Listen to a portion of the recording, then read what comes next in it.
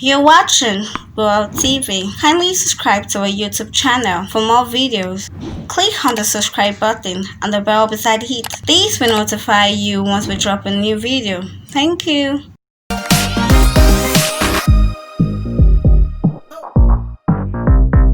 Laide Bakare, a Yoruba actress, has taken to her Instagram page to celebrate her first daughter, Simi, who turned 12 on the 3rd of September. The excited mom, while celebrating her daughter, revealed how her life changed for better after she welcomed her 12 years ago.